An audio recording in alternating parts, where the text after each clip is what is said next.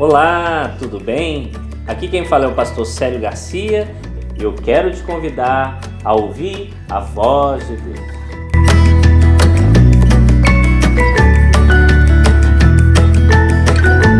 Vamos ler então a palavra de Deus? Eu quero te convidar a abrir no livro de João, o capítulo 5, do versículo 2 ao versículo 9.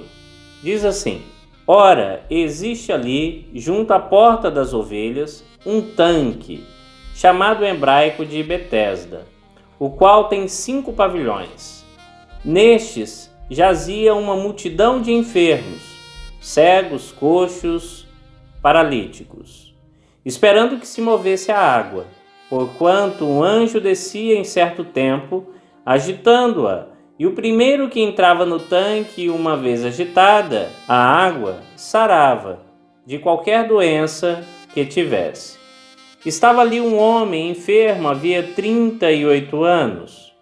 Jesus, vendo-o deitado e sabendo que estava assim há muito tempo, perguntou-lhe: Queres ser curado?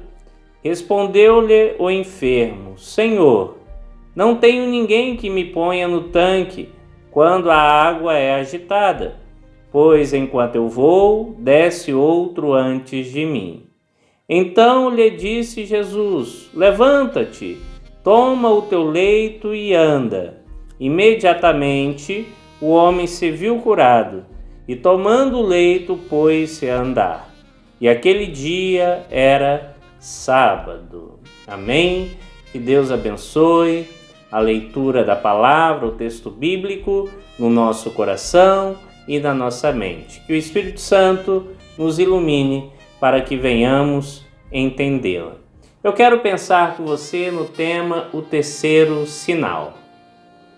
O terceiro sinal apresenta a cura de um paralítico.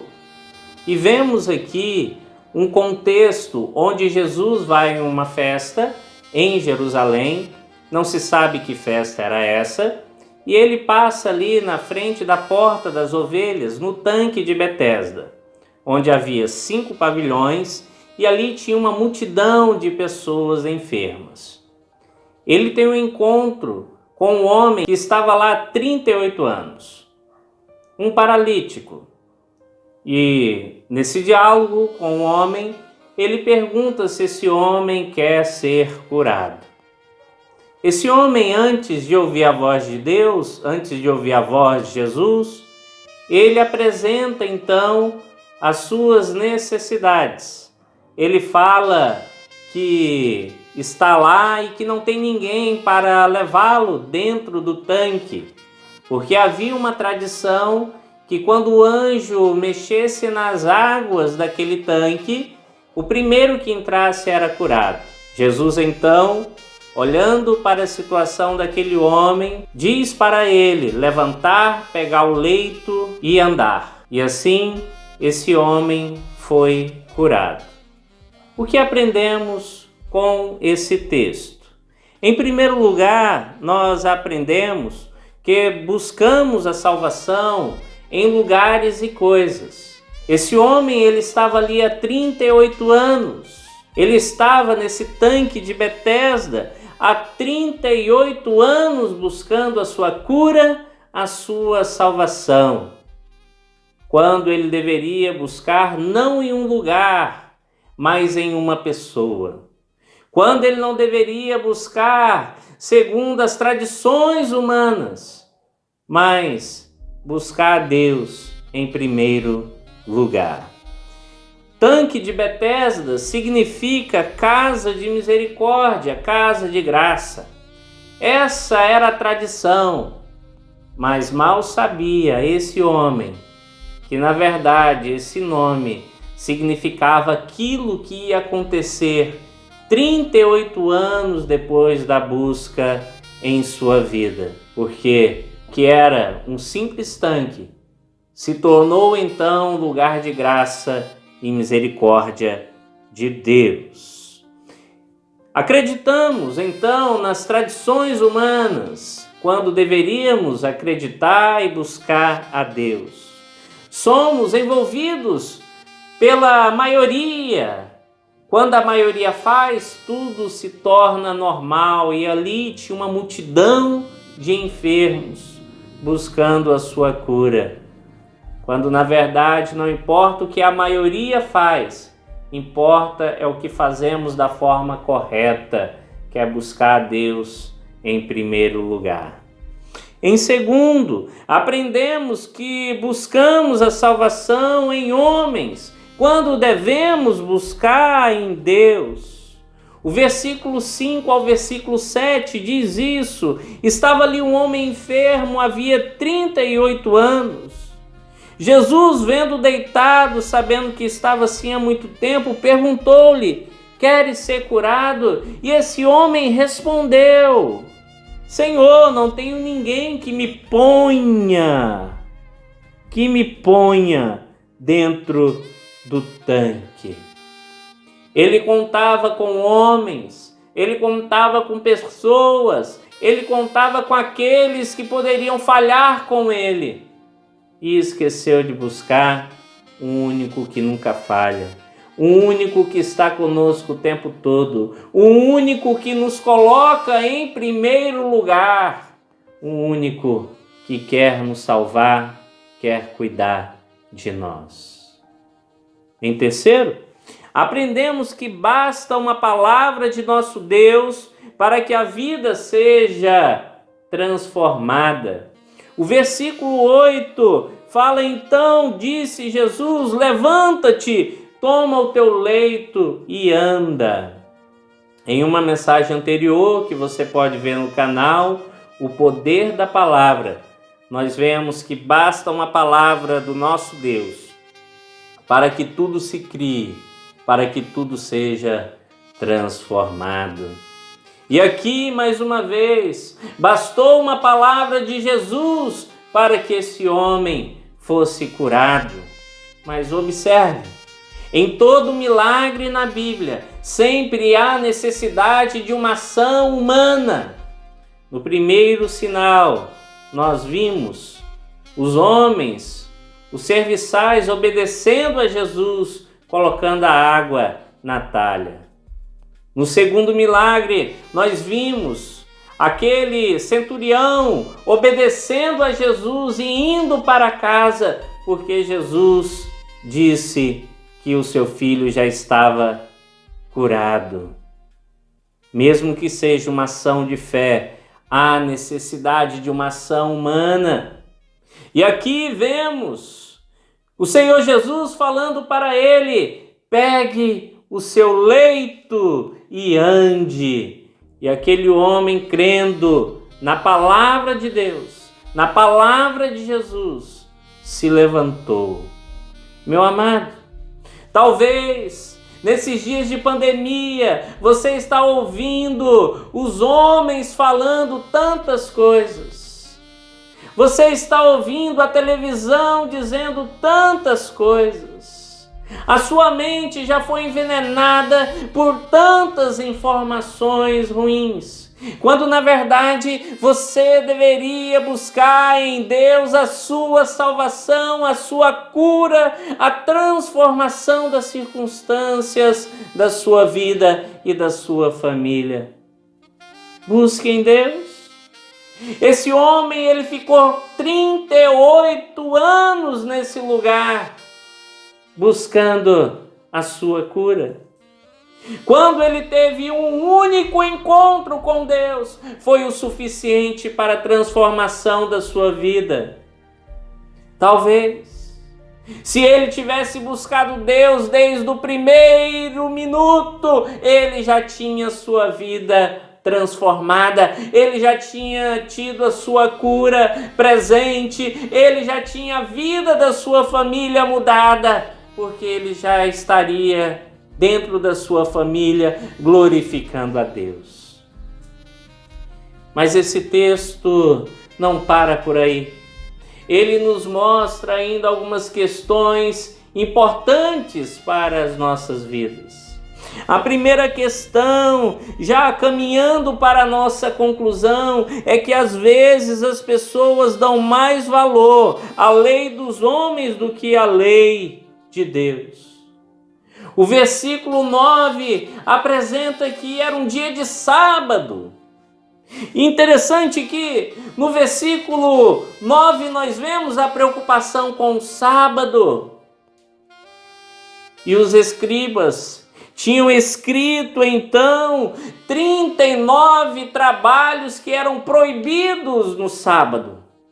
E um deles era carregar peso, um deles era carregar carga. E quando aquele homem então pega o seu leito, aquela carga, coloca nas costas e levanta, ele começa a ser criticado porque não poderia fazer isso no sábado. Que absurdo! O nosso Deus, Ele é o Deus das festas, como nós vimos no casamento em Caná. O nosso Deus, Ele é o Deus da salvação, mesmo quando Ele não está presente fisicamente, como vimos na cura do filho do centurião. O nosso Deus, Ele é o Deus do sábado, porque Ele criou o sábado para o nosso descanso, mas o nosso Deus trabalha até no sábado, e Jesus, o nosso Deus, estava presente naquele sábado, e Ele fez então mais aquele sinal para falar que Ele era Deus e que por isso Ele trabalhava no sábado.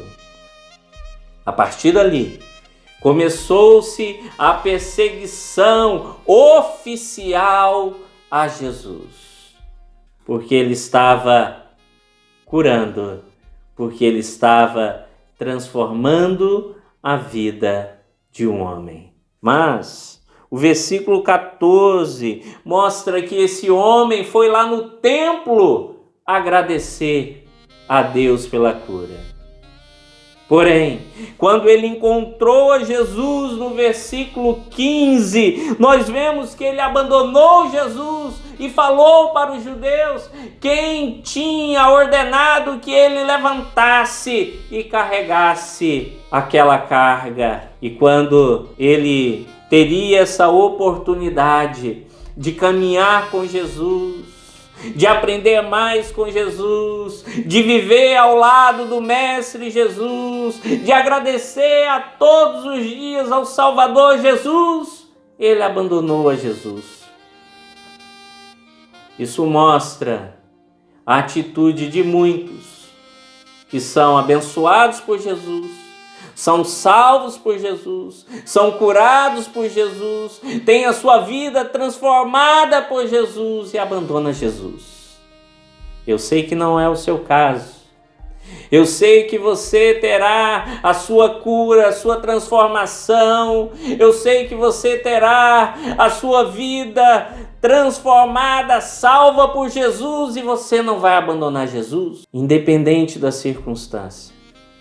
Nós não devemos deixar um único que não nos abandona, o Senhor Jesus.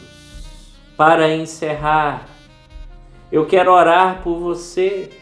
Talvez você está há 1 ano, 2 anos, 8 anos, 20 anos, 38 anos, como esse homem estava. E me parece que esses 38 anos era a representação dos 38 anos que o povo de Israel estava no deserto, andando em volta e não encontrando o caminho correto à terra de Canaã por causa dos seus pecados. O pecado está presente em nossa vida, mas a salvação está em Cristo Jesus. Se você entregar a sua vida verdadeiramente a Jesus, Ele curará as suas feridas, Ele cuidará de você e da sua família, Ele te salvará eternamente. Entregue a sua vida a Jesus, confie nele e o mais Ele o fará. Eu quero orar por você nesta hora. Pai querido, em nome de Jesus, eu quero entregar, Pai, os meus irmãos, os meus amigos, as ovelhas do Senhor que estão espalhadas pelo Brasil e pelo mundo. Eu quero entregar a todos que estão assistindo esse vídeo em tuas mãos. Pai querido, que o seu Santo Espírito toque em cada coração.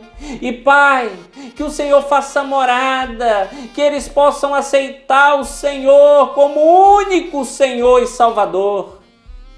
Que eles possam, Pai, lembrar de tudo que o Senhor fez e de tudo que o Senhor faz, e que eles nunca venham olhar para a esquerda ou para a direita, mas que eles só possam olhar para o Senhor, autor e consumador de nossa fé.